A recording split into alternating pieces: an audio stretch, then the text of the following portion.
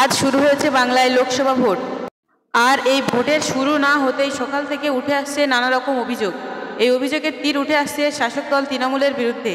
শীতলকুচিতে ভোটারের উপর হামলা, ভোট দিতে এসে চোখ ফাটল ভোটারের। ভোটদান হচ্ছে একটা গণতন্ত্রের উৎসব, এই উৎসবেও রেহাই নেই ভোটারের। শীতলকুচির ছোট শালবাড়ি অঞ্চলে যে ভোটারের চোখ ফেটে গিয়েছে, তিনি কি বলেছেন আমি আপনাদের শোনাবো। অত্যাচারিত এই ব্যক্তি বলেছেন যে আমি সকালে গিয়েছিলাম ভোট দিতে, তখন কাউন্টার খোলেনি। তিনি বলেন যে আমরা ভোটের লাইনে দাঁড়িয়েছিলাম, এরপরে কাউন্টার খুললে আমরা ভোট দিয়ে যখন বাড়ি আসছি, ঠিক সেই মুহূর্তে পিছনে হাঁকাচেল্লা শুরু হয় এবং আমি পিছন ফিরে থাকাতেই ইট বা পাথর ছুঁড়ে আমার মারে। স্থানীয় এক ডাক্তার দেখেছেন এবং তিনি ফার্স্ট এড করে দিয়েছে, পরবর্তীতে হয়তো হসপিটালে যেতে হতে পারে।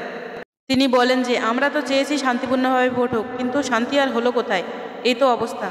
এদিকে ছেলের চোখ ফেটে গিয়েছে দেখে তার মা সাথে এসেছিল ভোট দিতে, তিনি কান্নাকাটি করছেন।